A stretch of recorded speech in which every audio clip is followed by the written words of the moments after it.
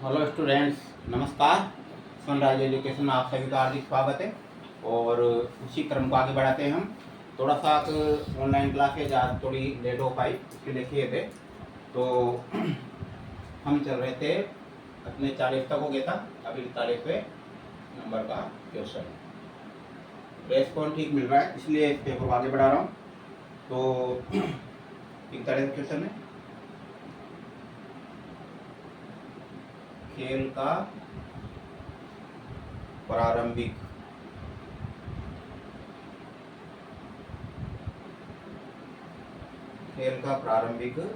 शास्त्रीय सिद्धांत।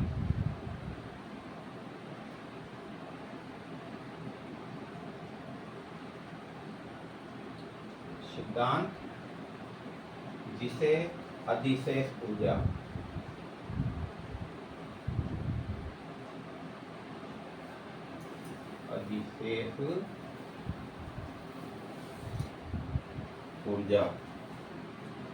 सिद्धांत के रूप में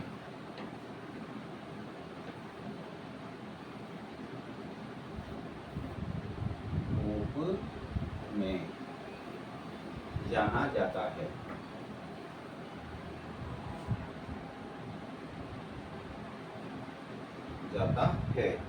इसकी खोज की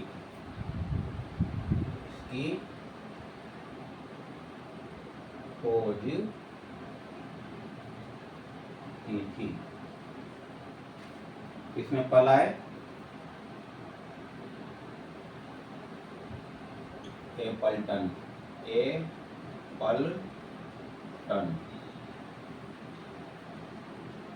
दूसरा है लेज व क्लेपर्ड।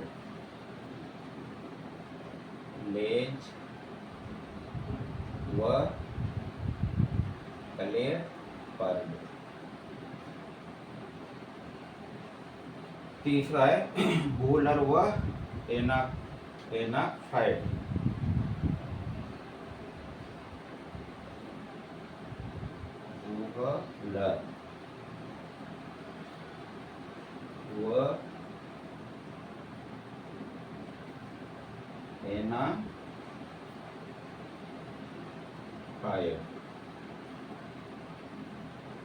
और चौथा है शीलर व स्पेंसर।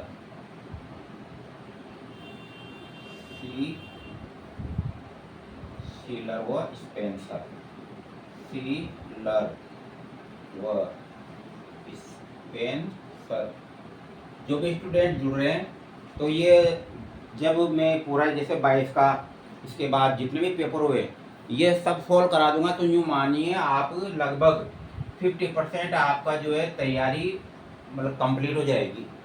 जब ये जितने भी पेपर मैं सोल्व करा दूंगा, तो ये जो सेकंड पेपर होता है ना आपका, जैसे एक दो जीके का होगा ऐसे ही, तो सेकंड पेपर की 50% तैयारी आपकी इसमें हो जाएगी। देखना आप ये तो जिनका जो स्टूडेंट नहीं जुड़ रहे हैं अपने जैसे बीएमसी को थे उनका दुर्भाग्य, लेकिन जो भी जुड़ रहे हो, अब चाहे बीएमसी को या दूसरे अदर स्टूडेंट हो जिन्होंने जो देख रहे हैं उनको अच्छा लग रहा है, तो ये बहुत सारी चीज़ें सोल्व हो रही है इसमें।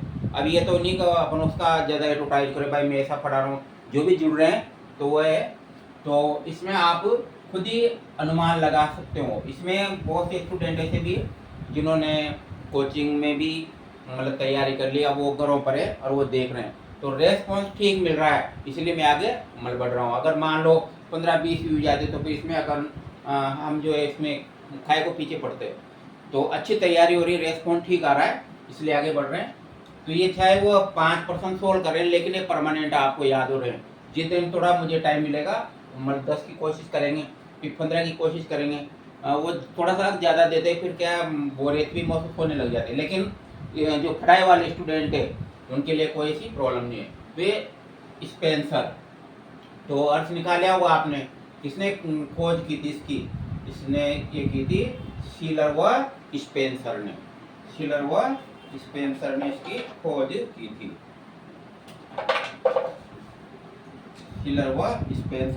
खोज की थी।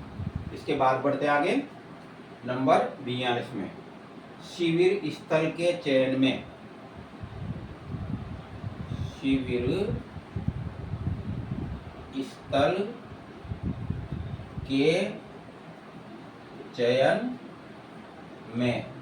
और मैं उनको भी धन्यवाद देना चाहूँगा जिन्होंने आज सब्सक्राइबर किए, चैनल को शेयर किया, तो काफ़ी मतलब सब्सक्राइबर बढ़े। तो ये बढ़ने का सिलसिला तो जारी है। कुछ अपवाद रूप रहते हैं खुंटा युक्त, तो वो अगर मान लो एक आध सब्सक्राइब कर देते हैं, उससे भी कोई फर्क नहीं पड़ रहा। पॉजिटिव सोच वाले ज़्यादा जुड़े हुए हैं इसमें। तो देखते हैं आगे। शिविर स्थल के चयन में सबसे महत्वपूर्ण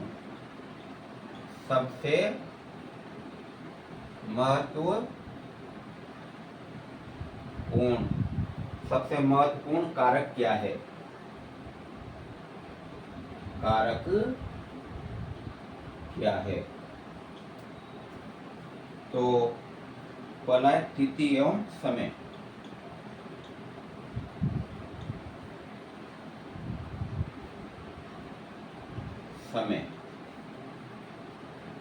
दूसरा है ऋतु।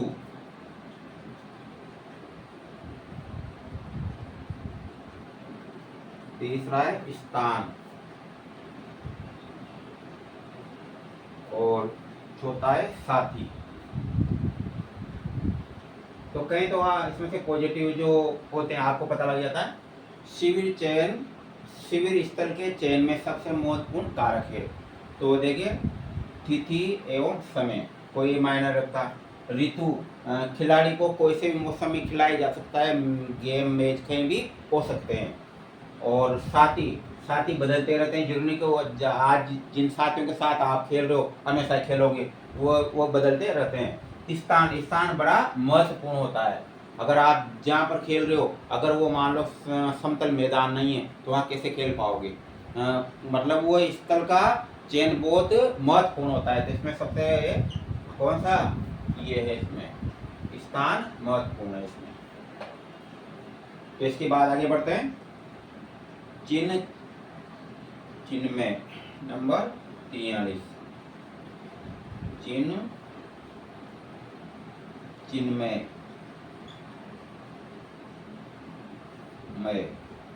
वह आदि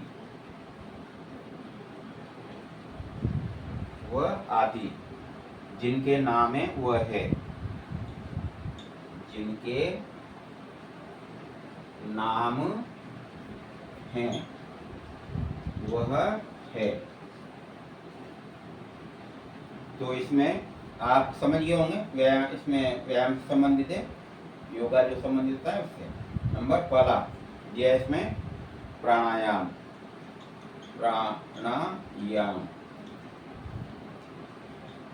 दूसरा है क्रिया।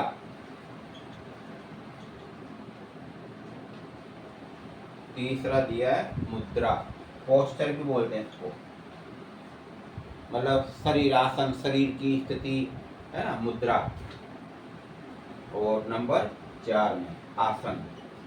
अब यहाँ पर थोड़ा अलग अर्थ निकल रहा है इसका, देखो।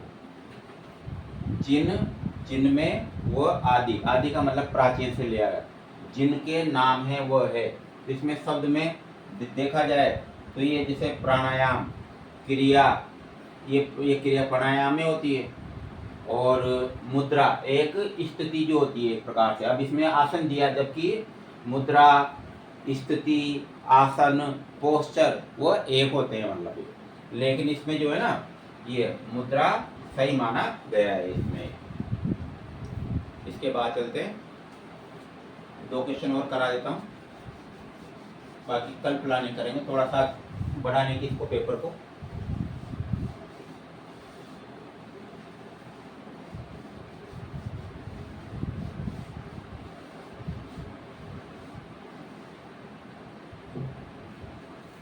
जो भी जुड़ रहे हो, ईश्वर से प्रार्थना है कि आपका बिल्कुल चयन हो।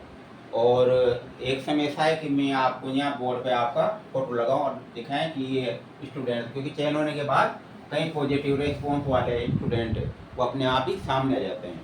तो मेरे को ये कि मैं आपको फोटो लगा के आपको दिखाऊं कि इस तरह से ये स्टूडेंट है जो बेहतर तैयारी करके आगे बढ़े हैं।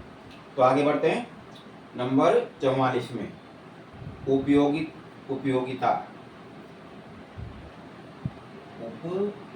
उपयोगिता। तथा परिवर्तन, परिवर्तन, उपयोगिता तथा परिवर्तन जिसके मूलभूत सिद्धांत है, जिसके मूलभूत सिद्धांत हैं।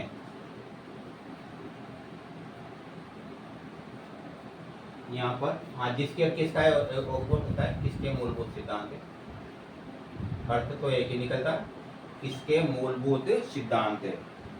इसमें दिया है, आप समझ जाओगे, इसमें दिया है यथार्थवाद, यथार्थवाद।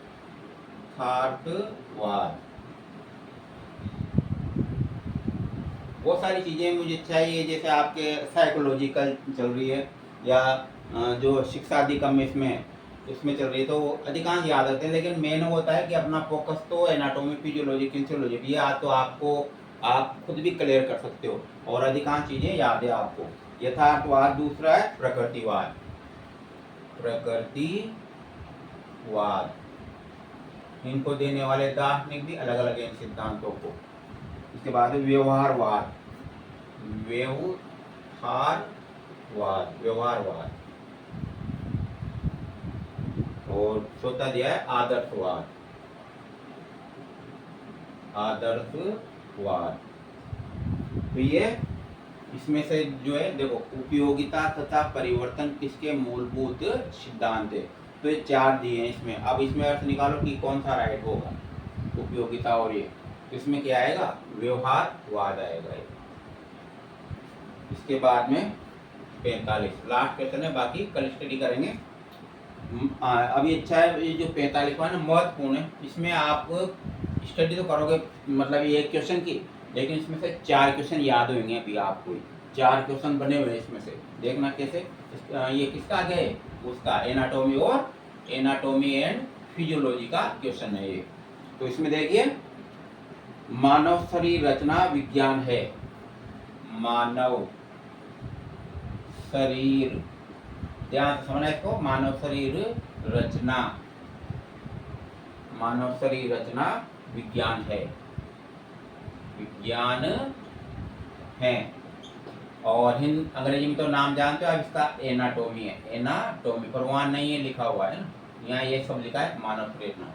आप समझ भी जाते हो, जैसे शरीर क्रिया विज्ञान आता, शरीर क्रिया विज्ञान आता, तो आप समझ ही गए होंगे क्या आता, ये आता फिजियोलॉजी, फिजियोलॉजी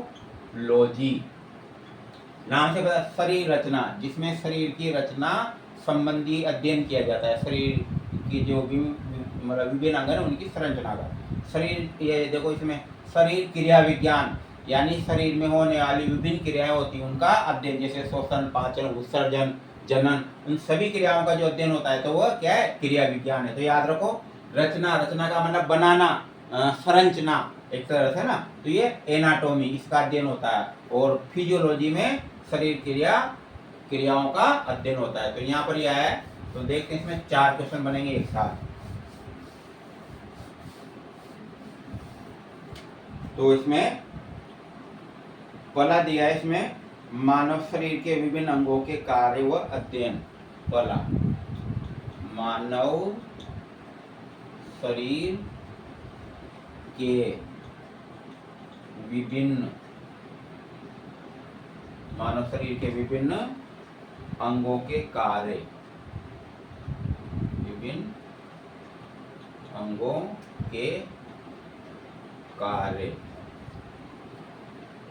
विभिन्न अंगों के कार्य का अध्ययन। नंबर दूसरा दिया है, मानव शरीर की संरचना का अध्ययन, मानव शरीर की संरचना का अध्ययन, मानव शरीर की रचना का अध्ययन। यहाँ पर संरचना भी आती है, संरचना दिया है, संरचना, मानव शरीर की संरचना का अध्ययन। तीसरा दिया है इसमें बैक्टीरिया और वायरस का अध्ययन। बैक्टीरिया यानी जीवाणु व वायरस यानी कि विषाणु का अध्ययन। अभी आपको 4 प्रकार की शाखाओं का जो है ना शाखाएं याद हो जाएगी। और फोर्थ में दिया है विभिन्न बीमारियों उनके कारणों का अध्ययन। विभिन्न बीमारियों रोगों का मतलब एक होता है विभिन्न बीमारियों एवं उनके कारणों का अध्ययन। तो इस प्रकार से 4 दिए हैं ये। तो देख इसमें राइट क्या है। ये था मानव शरीर रचना विज्ञान है, मतलब किसका विज्ञान है। तो देखिए मानव शरीर के विभिन्न अंगों के कार्य और अध्ययन का है क्या। देखो निकालो और मानव शरीर की रचना का अध्ययन एनाटॉमी यानी कि मैंने आपको समझाया था। बैक्टीरिया व वायरसों का अध्ययन, विभिन्न बीमारियों एवं उनके कारणों का अध्ययन। तो कौन सा राइट होगा, सामने दिख रहा है स्पष्ट रूप से। अगर आपकी स्टडी सॉलिड है तो आपको पता लग रहा है वैसे कि वैसे कौन सा, ये वाला। तो मानव शरीर की संरचना का अध्ययन किया जाता है किसमें, एनाटॉमी के अंदर। अब बाकी पर हम उनको देखते हैं। देखिए मानव शरीर के विभिन्न अंगों व कार्य का अध्ययन तो क्या कहलाएगा, ये कहलाएगी फिजियोलॉजी। फिजियोलॉजी यानी शरीर क्रिया विज्ञान।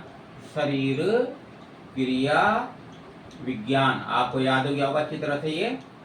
तो जीव विज्ञान की वो शाखा जिसमें शरीर के विभिन्न अंगों एवं उनके कार्यों का अध्ययन किया जाता है क्या कहलाती है, शरीर क्रिया विज्ञान यानी फिजियोलॉजी कहलाती है। याद हो गया अच्छी तरह से, एक बार फिर देख लो। जीव विज्ञान की वह शाखा जिसके अंतर्गत मानव शरीर के विभिन्न अंगों एवं कार्यों का अध्ययन किया जाता है क्या कहलाती है, शरीर क्रिया विज्ञान या फिजियोलॉजी कहलाती है।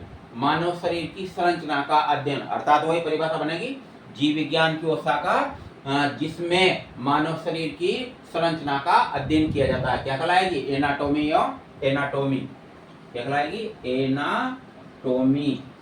जो आपके निकल रहा है यहाँ पर ये शरीर रचना विज्ञान।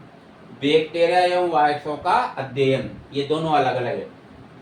जीव विज्ञान की वो शाखा जिसमें विभिन्न प्रकार के जीवाणु एवं उनकी संरचना का अध्ययन किया जाता है क्या कहलाता है, बैक्टीरियोलॉजी यानी जीवाणु विज्ञान। अंग्रेजी में क्या कहेंगे, बैक्टीरियोलॉजी, याद रहेगा बैक्टीरियोलॉजी। जीव विज्ञान की वो शाखा जिसमें विभिन्न प्रकार के वायरसों के उनके जो सिम्टम्स होते हैं, लक्षण, उनका अध्ययन किया जाता है क्या कहलाती है, वायरोलॉजी। वायरसों का अध्ययन सीधी सी बात है, जिसमें जीवाणु का अध्ययन किया जाता है ना वह जीवाणु विज्ञान यानी कि बैक्टीरियोलॉजी। जिसमें विभिन्न प्रकार के वायरसों का अध्ययन किया जाता है जिस वह वायरोलॉजी। तो याद हो गया। इसके बाद देखो विभिन्न बीमारियों एवं उनके कारणों का अध्ययन ये किसमें किया जाता है, ये कहलाता है, इसको कहते हैं पैथोलॉजी। क्या कहते हैं, पैथोलॉजी, पैथोलॉजी कहलाती है।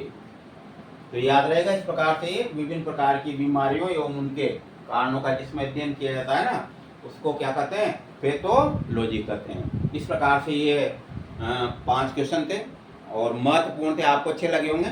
नए स्टूडेंट जुड़ रहे हो तो लाइक करें और सब्सक्राइबर करें अगर अच्छा लगा हो तो, और फिर आप देख सकते हो अपने हिसाब से। पर जो भी स्टूडेंट जो परिचित है जान पहचान के और जो पहले स्टडी क्लासरूम में स्टडी कर चुके हैं तो उनसे ये करना है कि और दूर जुड़े तो कम से कम लाइक करें। इसमें मैंने पहले बोला इसमें कॉन्फिडेंस बढ़ता है, हो सकता है इससे और ज़्यादा अच्छा आपको समझा पाऊँ।